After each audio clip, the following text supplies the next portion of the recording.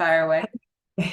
Great. Hi, everyone. It's absolutely lovely to meet you all on Zoom. My name is Lulu. I'm a Senior Account Director at FieldHouse Associates. I've been at FieldHouse for coming up 5 years now, so in the sort of PR game for a while. FieldHouse is a B2B PR and tech agency. We're based in Covent Garden. There's about 27 of us, and we're really focused on high growth tech journey. So we work with sort of three buckets of people. The first bucket is that high growth tech sector, startups anywhere from kind of pre-seed right up until IPO. The second bucket is a number of investors. So we work with about 13 investors on retainer, and then a number of them, for sort of short projects, whether they're launching a fund, they need some help with portfolio, etc. And then the third bucket is your sort of more professional service firms, or what we call enablers. So think IP law firms or sort of tech, tax or places like that are really kind of going into that high growth tech sector. And we work with anything from kind of messaging, if you're doing a press release, anything like that, right up to thought leadership events and awards. Great. Before we jump into the first question, can I see a show of hands, either Zoom or you could just wave your hand, if anyone's had any press on their startup since they launched? Okay, nice. And of those people, if you reached out to a journalist, do a little thumbs up. And if you had a journalist reach out to you, I don't know, just use any other emoji for the reactions. Okay. Cool. Yeah. Okay, good to know. So first question for you, Lulu.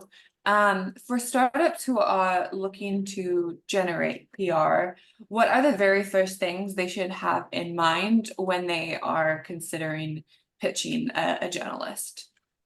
Yeah. So I think the first thing that you should always ask yourself, and we always ask founders this, is what's the kind of, before you're sort of sharing anything, is what's the commercial objective? Are you looking for funding? You're looking for hiring some really techie talent, so developers, etc. Or are you looking for customers? Because it's actually quite different in the way that you approach them. Obviously, you're really early stage businesses, so I'm guessing that there's probably an element of all three. But, for example, if you are looking for customers, your approach should be much more, what are the kind of industry titles you should be looking at? If you're an insurance company, your best bet in getting insurance, those big insurance incumbents, is maybe more insurance post versus targeting sifted, which might get you a lot more investor interest. So always think about who you're kind of trying to target and what the commercial objective is. And then the second thing is why are you interesting? And that can be a really funny thing to think about. But what are the elements of your story the most kind of interesting? What makes you interesting? And we'll go into that a little bit later. And then just trying to kind of build relationships is figuring out how you can help them. So journalists kind of want the same things that we want.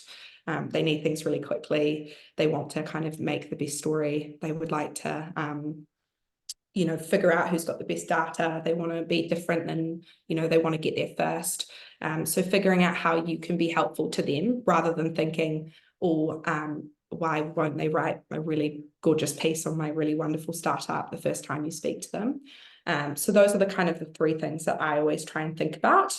And then I guess like getting to know them directly, it's around kind of what journalists are covering your sector, a lot of, if you go into the Sifted, for example, using Sifted as an example, you go into their about, you see all their team, they're all covering completely different things.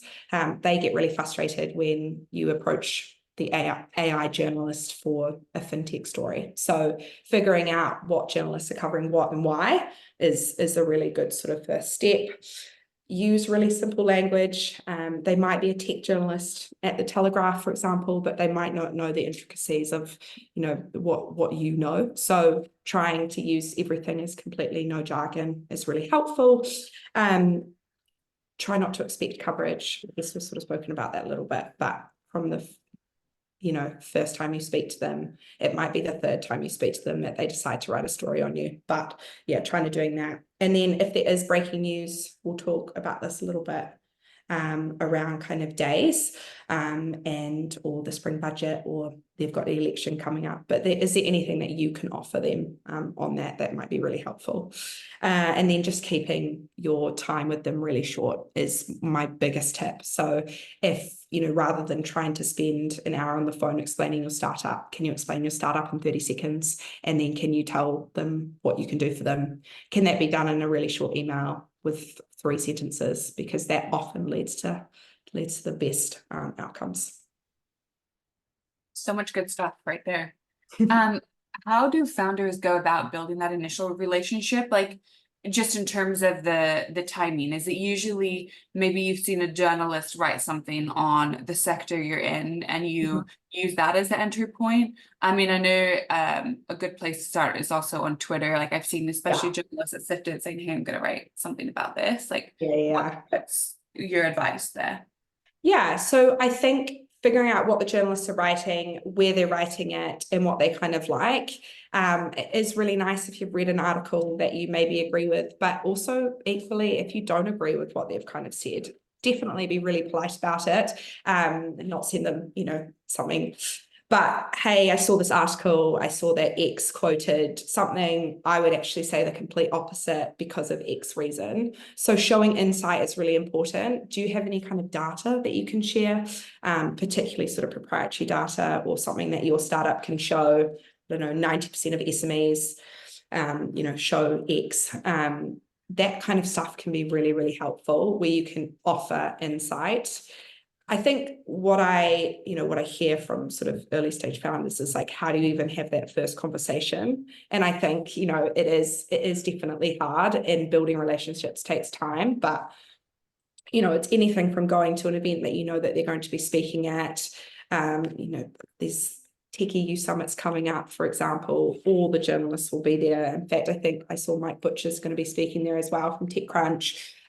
So they often attend the events that you think that you should be at. Loads will be at London Tech Summit. So finding the events that they'll be going to, finding out where they're speaking.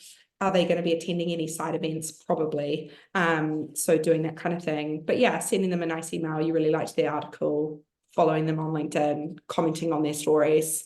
They want the same things as kind of you do. So yeah, just kind of figuring that out is the best way to approach it. I have another question on that, but I want to follow up on the events bit quickly. So let's say you go to an event and you see a journalist there. How do you do you want to go into that conversation and sort of, I don't know, I guess drip feed them interesting information about yourself in the hope of getting them interested in a piece? Or is that obvious? Should you just talk about them and the talk that they just gave? What's the best way to position that conversation? Yeah, it's a really good question. I think flipping it backwards, I always, whenever I'm talking to anyone, so say there's a journalist somewhere and I'm like, oh, I'd love to speak to them about one of my clients. Did they say anything on the panel that you could say, I saw that, you said that was really interesting. I actually work with this amazing investor who invests at, pre-seed, who would be really good you should speak to them about this. But I also think if you can ask them questions, people love talking about themselves. So there's an element of ask as many questions as you can to show that you understand what they are sort of looking for, and then ask them that question. I often, if I take a journalist for lunch or a coffee or whatever, one of my always questions is what works the best for you in pitching? Do you prefer that I WhatsApp you? Some journalists love WhatsApp and all I ever do is WhatsApp them. And some journalists fucking hate WhatsApp and never want me to talk to them on there. So everyone has preferences. And it's just about kind of figuring out what that journalist's preference is. If they're always tweeting #journal requests, you probably know that, on X, or if they're saying things on LinkedIn, they probably prefer it to be on that platform. So you can figure it out a little bit yourselves. But yeah, asking the question of, hey, I absolutely loved your talk. I've got this really exciting announcement coming up in 2 weeks.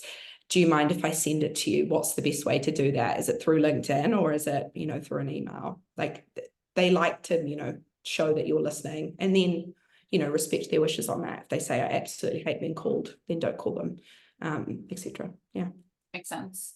So, in terms of following up with the journalist after you see them write a piece that you're interested in that email, is the intention of that email just to get them familiar, like with your name, or is it that they might be writing like a follow-up piece and then they would perhaps include your commentary in it?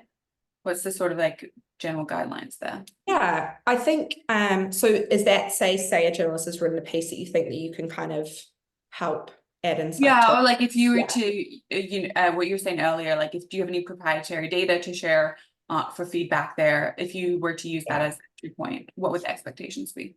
Yeah, absolutely. So I would put your kind of headline stat that you can give them in the subject line always. Like whatever the most interesting thing about what you're trying to say to them, put that in the headline. And that might be lunch ?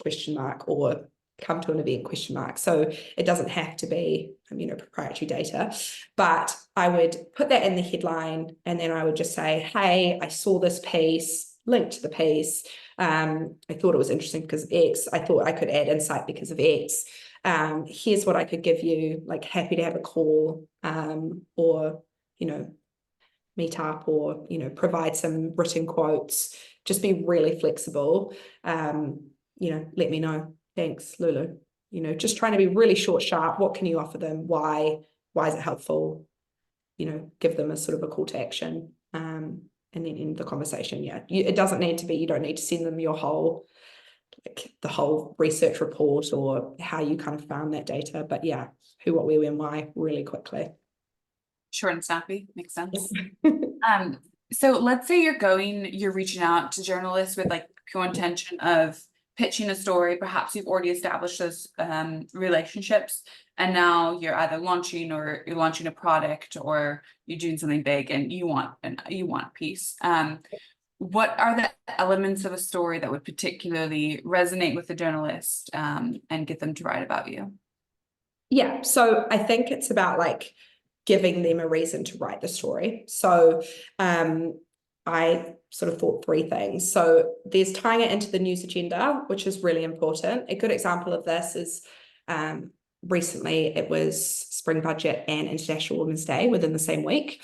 And we had a female entrepreneur who was launching her sort of crowdfund, Be My Angel campaign.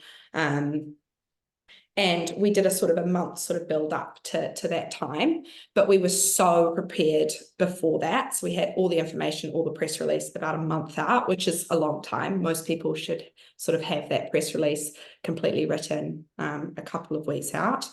And we managed to kind of get amazing results through tying it to the spring budget. Obviously, the Chancellor announced the kind of reversal of the Angel High Net Worth cap. So we had the quote ready for what she'd say if it was for, if it was against. We sort of knew it was going to be reversed, but we had that all prepped. And then we also had the release ready to go out. So the results of that were everything from the Financial Times to Sifted to, you know, really amazing results just on the back of like tying it to the news agenda. But on the reverse side of things, which I wanted to really say is that if the news is a funding announcement, don't put it anywhere near a kind of important day like International Women's Day, because it's a really crowded day. So if you've got something really exceptional to kind of add to the story, or you can offer your insight, like on the Angel campaign, then doing it on a day is great. If you don't, I would avoid doing that. And I would launch it on a day which is a little bit less crowded and a little bit less sort of, you know, exactly. And then the second thing is around sharing your personal story. So I know some people, you know, find this quite uncomfortable. They don't really want to share their background, but actually your background is, you know, one of the main reasons why really early stage startups can get amazing coverage. And that's because you might have worked somewhere quite exciting. Are you sort of a Revolut turned entrepreneur? Did you used to work at Benevolent AI? Like what's, you know, a kind of story that you can tell? Or were you a banker for 25 years and therefore you can really offer insights into your startup? So figuring out what is going to work with a journalist is helpful, but your personal story is a lot of that kind of thing. I know people only want to talk about the company, and I really like empathize with that urge, but having a personal story and having people that can kind of talk about, you know, why their past helps inform the excitement of their new company is really, really important. And then we've spoken about it a little bit before, but my third thing around kind of making a story really interesting is that insight and data piece. So what can you share with the journalist? What can you give them that they won't have? Because a lot of stories can be hung off just a simple like grab a headline. So I was thinking about it before. Can you show your startup that 90% of SMEs, you know, rely on spreadsheets because of X reason? Or can you show, you know, whether it's a health tech or whatever kind of startup that you have, what sort of data can you give? Because that's a great way for a journalist to write a story off the back of. It makes their life a little bit easier. Nice. Okay, I want to see a show of hands. How many people either think that there's something about their personal story that would get a journalist excited, or number two, that they're actually comfortable even talking about the personal story? Can you do a Zoom, like a Zoom emoji, raise your hand? It's easier to see. I was thinking that if there's some people you might think, oh, there's nothing in my personal story that would get a journalist excited, perhaps we could try to workshop something. Or if there's someone who has an idea in mind that they think would resonate with the journalist about their personal story, maybe we could pull you up later and see Lulu workshop it a little bit and get it all polished for a journalist. Okay, this is really useful. I will if anyone wants to do that, put your name in the chat. I would say raise your hand, but now everyone's hands raised, so I can't tell if you do raise your hand to say you want to come up or not. But we'll do that in a couple minutes or so. Yeah. I want to go back to what you said about press releases. Mhm. So for people who are totally new to this, what is a press release? What's the purpose? What makes a good press release? And like, what do you do with it? Yeah, great. Yeah, great point. So I was thinking around like everyone wants to make their press releases super creative and super fun, and how do you kind of stand out? But actually, I think the best press releases are ones that completely stick to the facts. You want to know the who, what, where, when, why. They want to be, you know, you don't really want it to be any longer than a page, maybe a page and a half if you've got lots of kind of boilerplates or lots of investors you need to kind of reference. But if it's much longer than that, you need to cut it back. And the good thing about press releases is that they are completely formulaic. So they follow a really strict structure, and you can actually find that structure online quite clearly, or I'm happy to kind of send the questions that we would ask any founder. So I actually wrote some, say we're doing an investment, say you're doing a seed funding round or your pre-seed funding round. The 9 questions that you need to say in this press release is: how much was the investment? Who are the investors and who led the round? What do you plan to use the funding for? And that's basically your first paragraph. Who are you people, who led the round, and what are you using the for? The next one is kind of like explaining what your company does, and that can be done either in the boilerplate at the bottom or in that kind of second paragraph. What problem is the company solving? How do you differentiate from your competitors? That doesn't have to be in the press release, but it helps kind of understand. It can be good for one of the quotes. Which audiences are we targeting for the release? That kind of helps with who you're doing, you know, who you're sending it out to. Do you have any clients you can talk about publicly? That's your sort of third or final paragraph, and any other significant milestones that you should be aware of. So it's like who, what, where in your top paragraph, then more about the company, then a quote from your CEO or founder, a quote from one of your investors, your lead investor typically, or if there's a significant, you know, say Tom Blomfield or Anne Bowden is investing in your round, then maybe you might want to try and get a quote from them. And then the kind of significant milestones the next. So that's literally what your press release should say. A lot of the creativity can come in the quotes, and that's where you can kind of talk about the kind of macro environment, why it's so exciting, things like that, where you can get your investors to say more exciting stuff. But in your paragraphs, don't use jargon, try not to use adjectives, you know, or superfluous language. Just use really like, this is what it is, this is why I'm doing it, and this is how.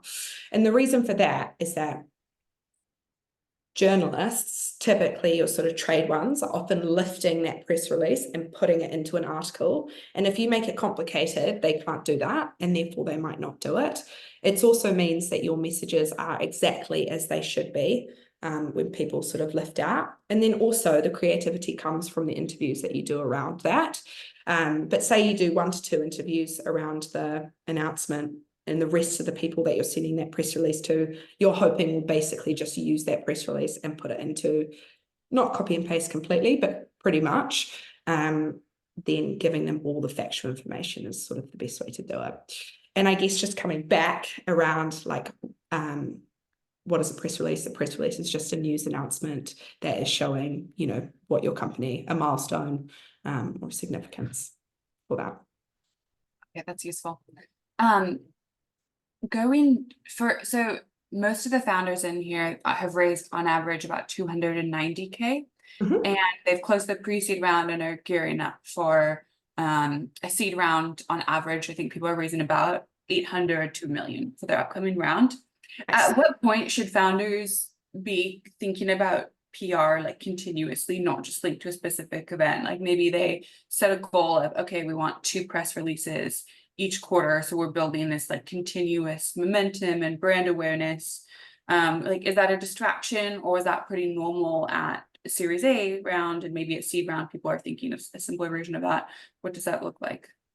Yeah, I think, you know, the question is like, PR is expensive, right? So, you know, there's no kind of going, getting around that. A good PR agency is going to cost around, you know, £5,000 plus a month.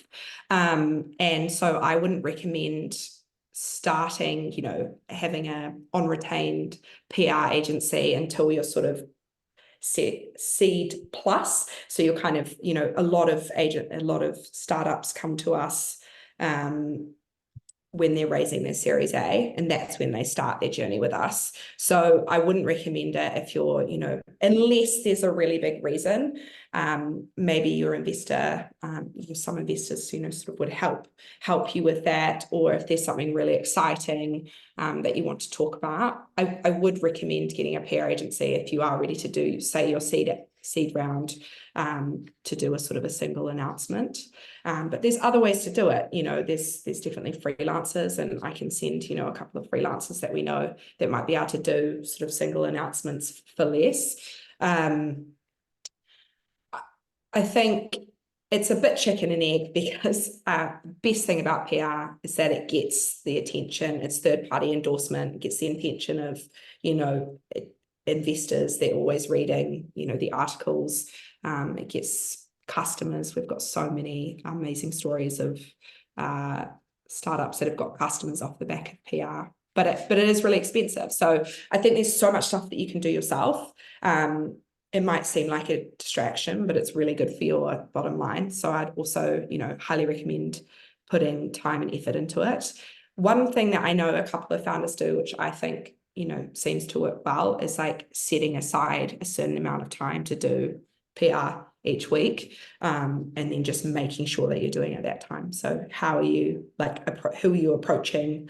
You know, what do you want out of them? And I wrote a list of a whole bunch of kind of people that do early stage profiles, which I can share as well. Yeah, that'd be fantastic. I Yeah, think we'll yeah. have a lot of people who want to check that out. Yeah, there's so many. So there's like, you know, UK 10, Founder and 5. They do that every Friday. There is a piece which they ask sort of 5 founders questions, and they love getting really early stage businesses to do that. Maddiness, quick founder questions, QFQs. They sort of ask, again, sort of 7 questions. It's a little bit like your pitch deck. Tech Funding News do sort of thought leadership pieces. Startups Magazine. If you're in London, City AM does a kind of Square Mile and Me piece, which is amazing. It gets in the paper, and that's great for that kind of high net worth investor audience. The Times do a What I Learned section, and this is amazing, and they love getting early stage founders for this. So Hannah Previtt or Richard Tyler, you could reach out to them. Have you got something like, we did a really cool piece the other day of like what I learned about debating with my co-founder. They like those kind of slightly more niche stories. And then off the back of that, there was this huge piece that was in the paper as well. And that was the business that had just raised their sort of Series A.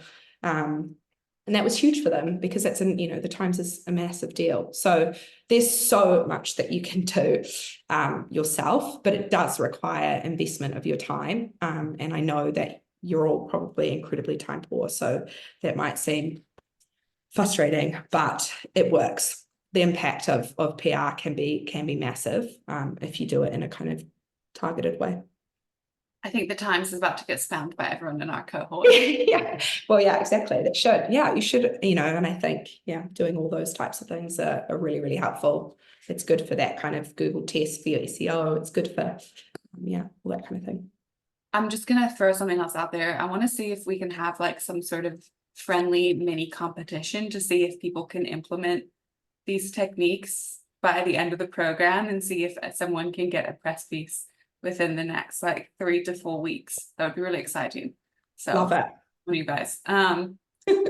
Okay, before we go to Q&A and our little profile that we're going to do on I've seen a few of you raise your hands, so I think Harry will go with you first, and then Barack, and then we'll go to general Q&A. So one of the other things we're thinking about is like, is there any way to essentially reverse engineer this process and like not do any sort of like stunts on purpose to get attention, but is there anything that you see founders do who are able to attract investors rather than having to go out and I said investors, I'm a journalist. So like, is there anything sort of like proactive you can do to get their attention?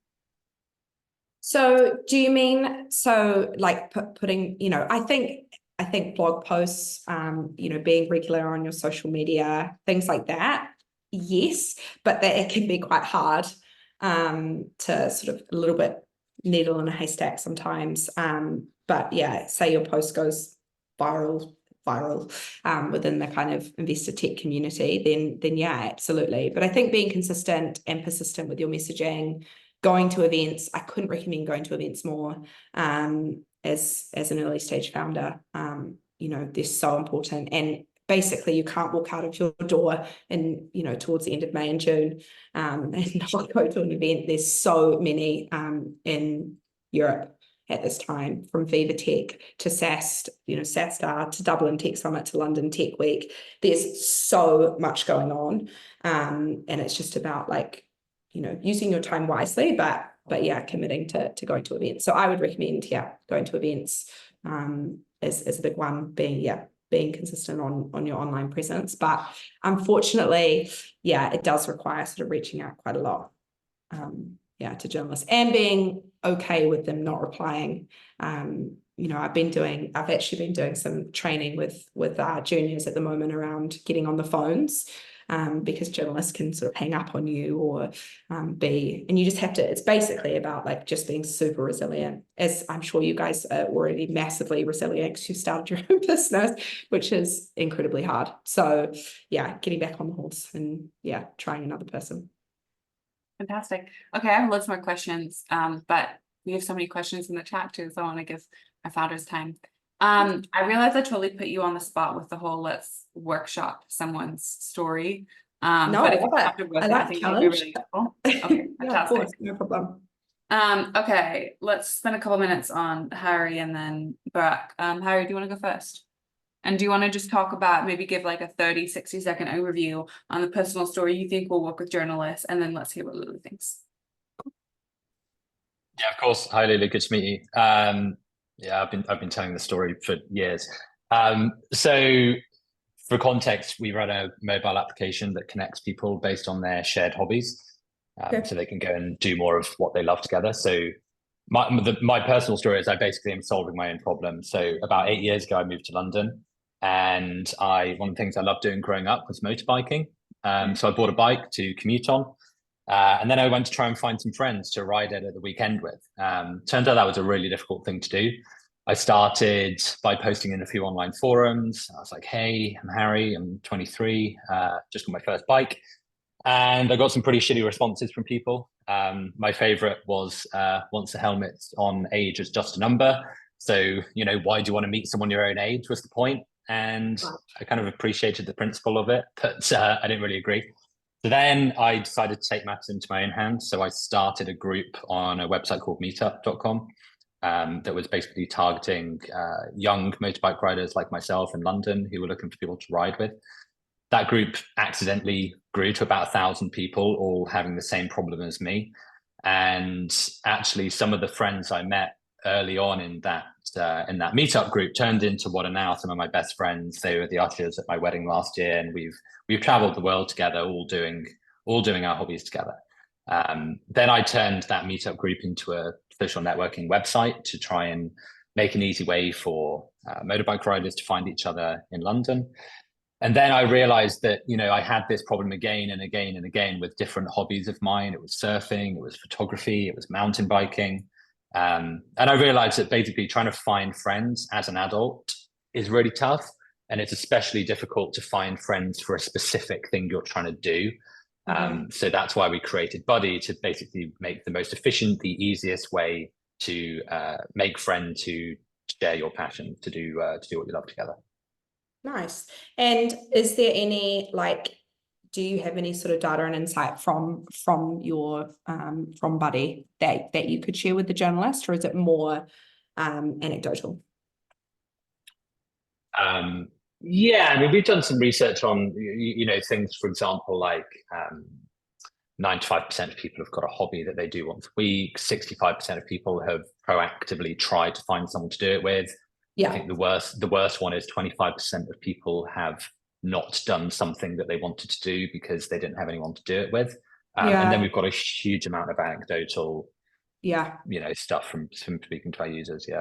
Yeah. So I think for the what I learned section, I can just think what I learned about turning a hobby into a business, or what I learned about finding friends as an adult, that sticks out to me as being two good headlines. So I'd put that in your subject. And I think all those stats are good. The 25% stat, that's quite sad. So I think we should, getting out there. Do you try approaching journalists, or is it being kind of more reactive? Yeah, we have. So I think the good thing and the bad thing about us is we cover about 200 hobbies. So, it's either do we go super broad and general, but actually what we've done is, so for example, our by far most popular hobby on the app at the moment is surfing. So we are going to surf publications. Nice.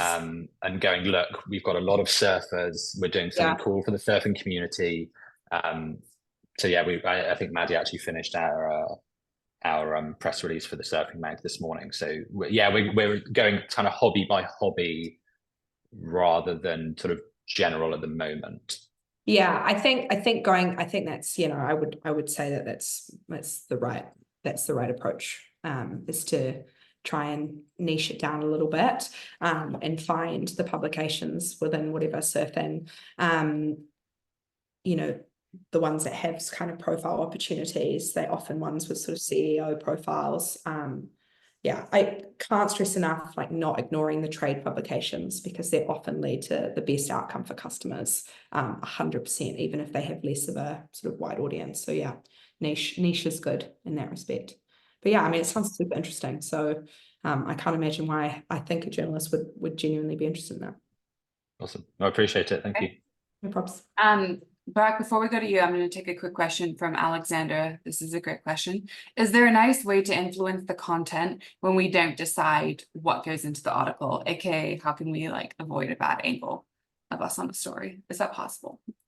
Yeah. So no is the completely honest answer. It can be really hard to completely influence what the journalist is going to write about you. But I will say it is much harder for a journalist to write a really mean article when you're being really helpful, really nice, really timely, giving them everything that they need.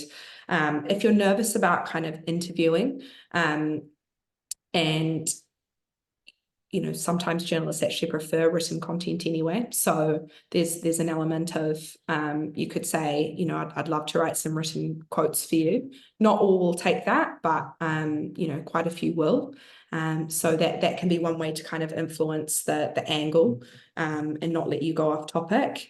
But I think just be really, really prepared. A document, one thing that we do with clients that have kind of maybe they've got a tricky past, or they've got tricky sort of industry, or things aren't going very well, is write a document, write all the worst questions that you think that a journalist could write about you. Like, what is the absolute worst? And then write what you would answer to the question. Because it's amazing, how much influence when you answer the questions in a certain way. So it's called a preparedness document or an issues management document, and keep it live. And every quarter, just have a wee look at it. It shouldn't take you, the first time you do it might take you a while, but the second time you can do it. Are there any articles that have been written recently? So yeah, that would be my thing, is you obviously can't make a journalist write something exactly as how you want it, and you've got to be a little bit accepting of that fact. It can't be, it's not going to be perfect. It's not marketing. So marketing, where you can say, this is the best company, it's so seamless, it's so beautiful and wonderful, and there's no problems with it. That's marketing. That's not PR. PR is the third-party endorsement. You want someone to say, hey, look, this is a really interesting startup. It's interesting within this context, but you can't expect it to be saying exactly on message. This is so tactical. Really appreciate it. Burak, let's go to you. Yeah, hi Lulu. It's Burak from Istanbul. Nice to meet you. Nice to meet you. So we are Cat Jobs, and Cat Jobs is a video recruitment platform dedicated to the hospitality industry. And my partner is a Kiwi chef, Chris. Nice. Who's a nomadic chef. Actually, he's from Christchurch. Yeah. So our personal stories actually differ, but also have some similarities. So these would be the main points we would like to get across, per se, in a press release, or on a PR side of things. Firstly, one thing was that Chris, when he finished high school, he started traveling in New Zealand and then into Vietnam, Bangkok, Hong Kong, and all that Asia Pacific area with one-way tickets, trying to find a job as a pot washer first, and then a commis chef, and then he worked up the ranks as he moved along, until he came in to settle to London for about 15-20 years. But he traveled about 15-20 countries in between. But his experience was obviously, I'm going to say it now, he's 53, so he's not here, he can hear it. But in the 80s and the 90s, it was much harder to find a job, obviously, with a paper CV, or it was just like knock knock, hi, my name is Chris, I want to work for you, type of thing.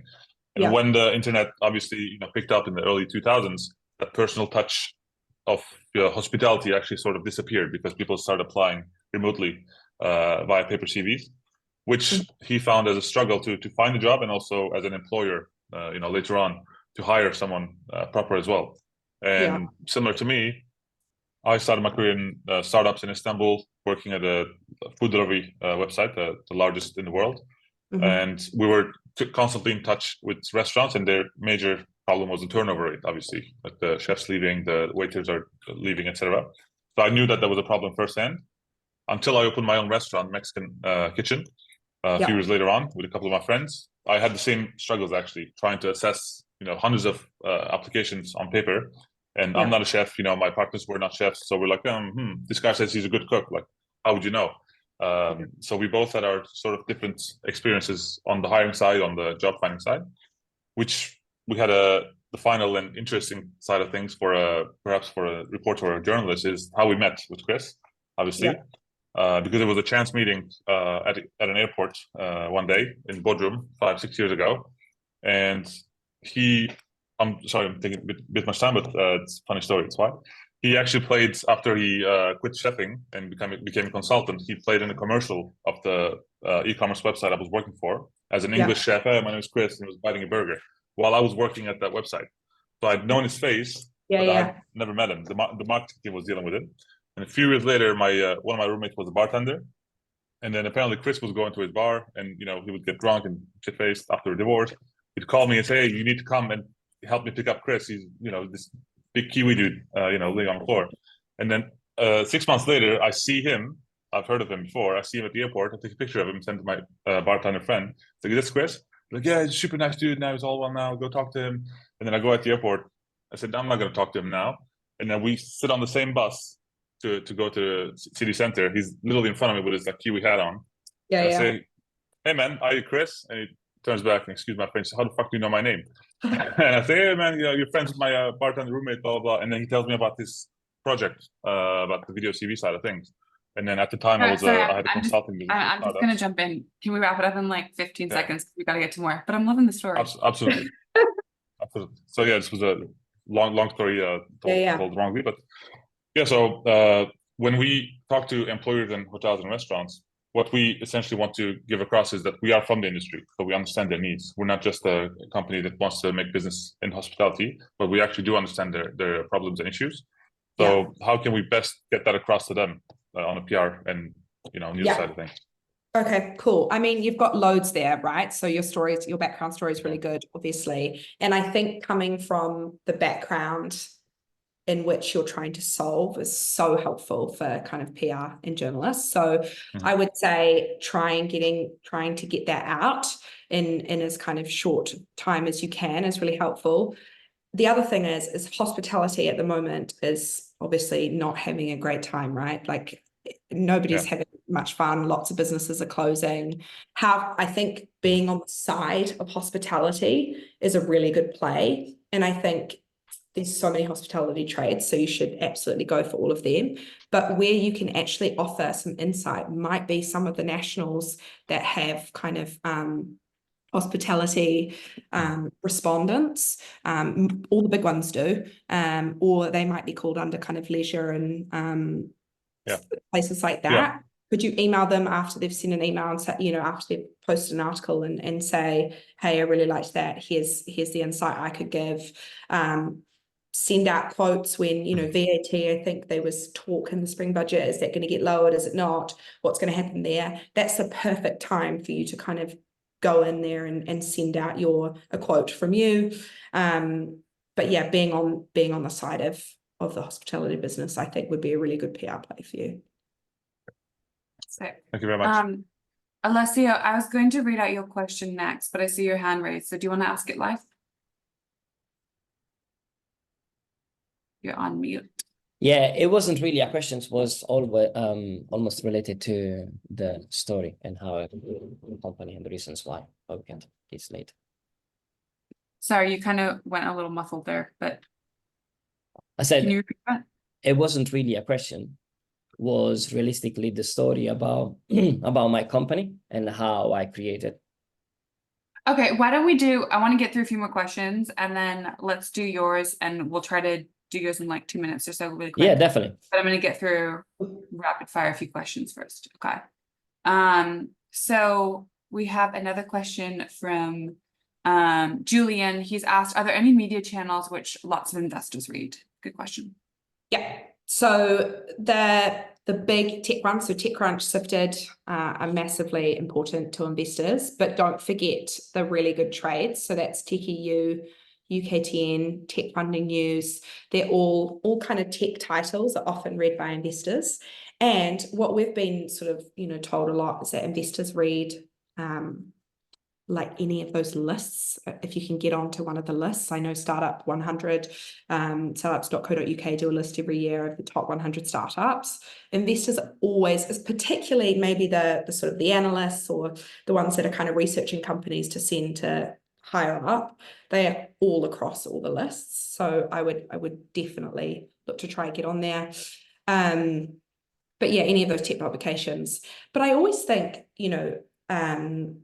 an investor that, are you a biotech investor? Then you probably are going to read the biotech, sort of publications, and then also CEOs or, heads of funds or whatever, but also probably across. So it's a little bit like, they're kind of across everything. But I think TechCrunch, your biggest sort of tech publication globally, has a massive investor audience. We sent out a Series A release recently, and it was well timed. It was all around sort of legal tech and ChatGPT, but I think something like 200 investors reached out off the back of the TechCrunch piece. Wow. So it's massive, but in fairness, that was a very timely, it worked out in, super in time. But I think, yeah, if you can get a piece into TechCrunch, that's number one.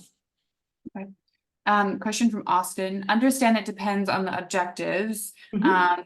but what results should you expect from a PR agency if you have one on retainer? Is it about 2 articles a month? Yeah. So, yeah, it obviously definitely depends. But let's say you're paying £5,000 a month for an agency. You should be expecting kind of two pieces. Yeah, 2 pieces of coverage, I think is fair. But you should always have other stuff in the pipeline. So one piece of, for example, one press release, a really good press release of your seed round should generate, 10 pieces of coverage, right? It's not going to, or more, if it's done really well.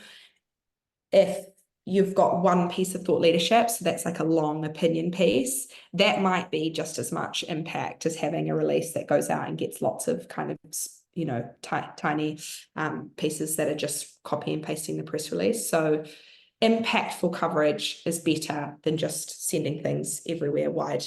So sometimes I think if you rely too much on how much pieces of coverage, you might do one announcement, it might get 10 pieces of coverage, but you might do one piece which gets an FT Advisor or City AM or one of those really good publications, and it might actually generate more impact for your business.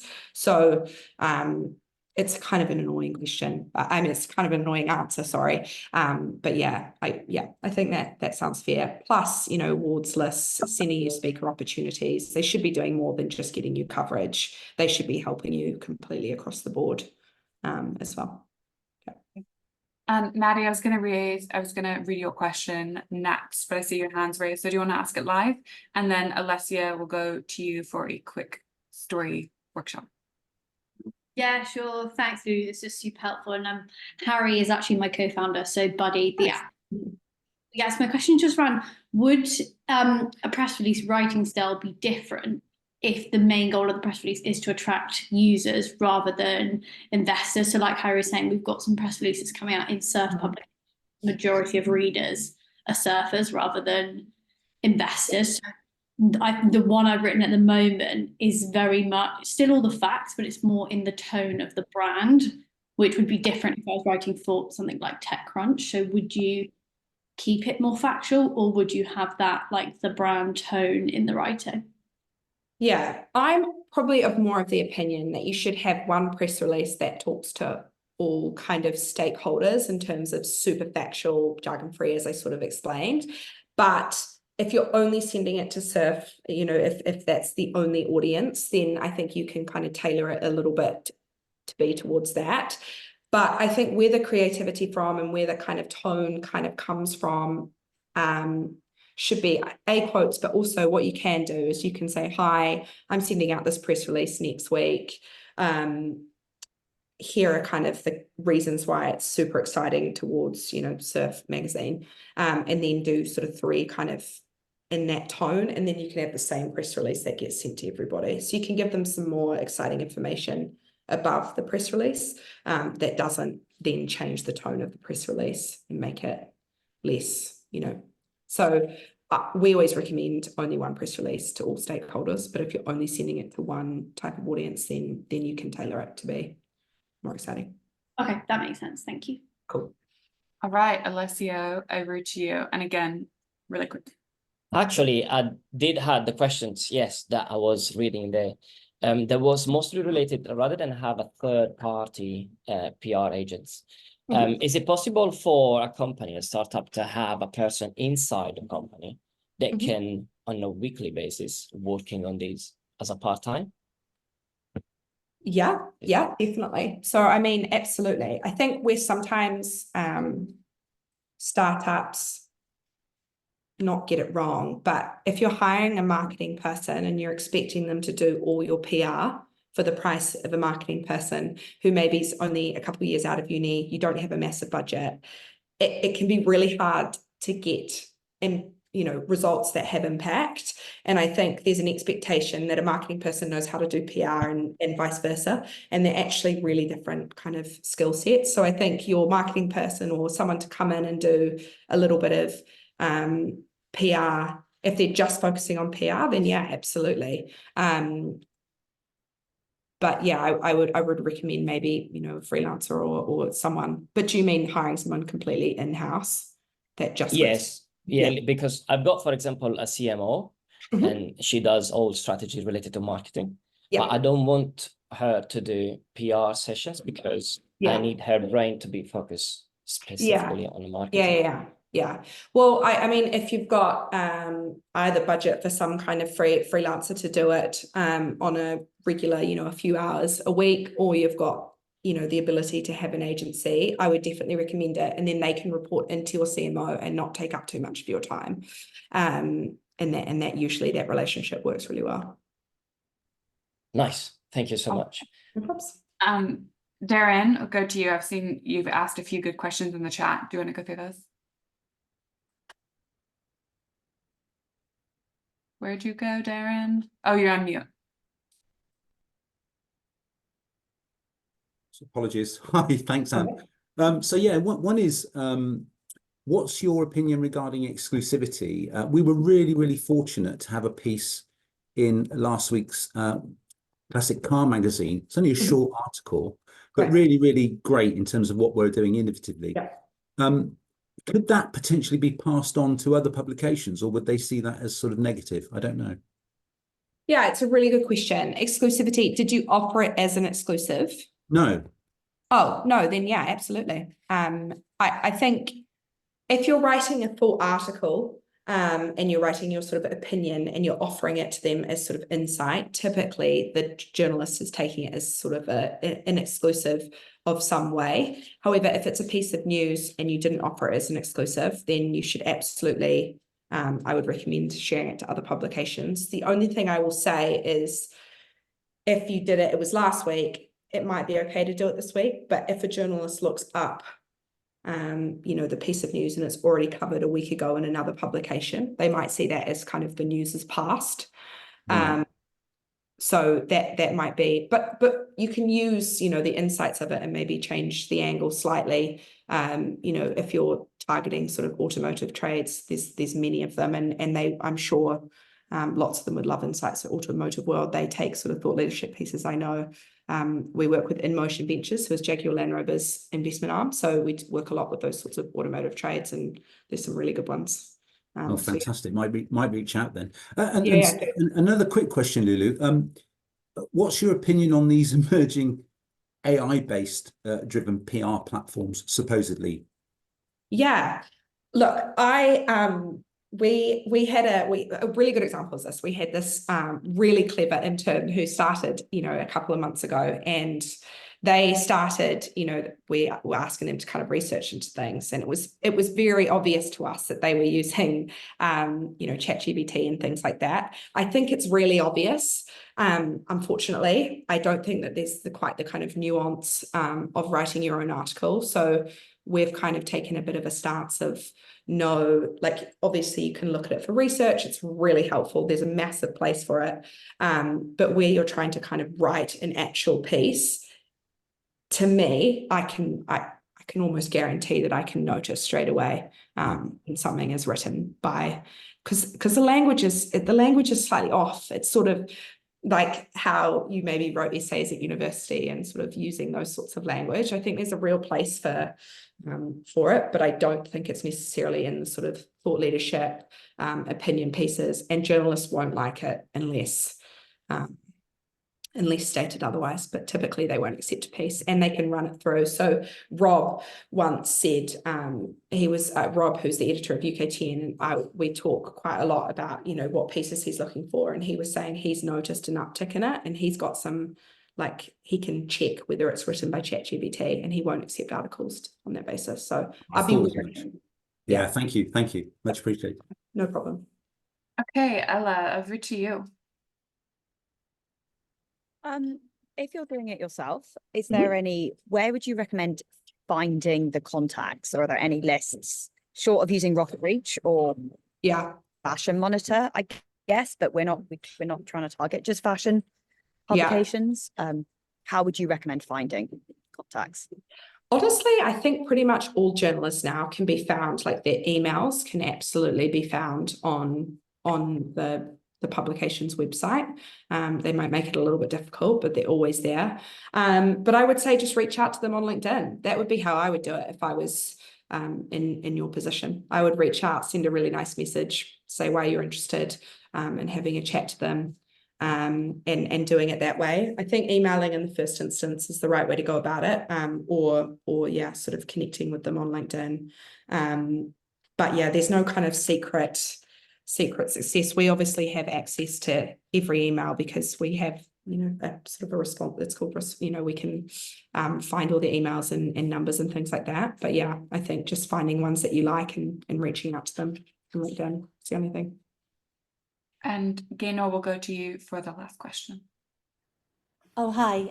Yeah, we're a createch startup. So we've got a lot of contacts in the creative industries in PR, music, art, and across all the createch space, really. But I just am a little bit aware that you know, we don't have the same level of contacts in tech, and that can look quite cool for them. And we're staging a small series of events because our product's for solo and freelance entrepreneurs. So we're also a B Corp. There's lots of positive stories around that.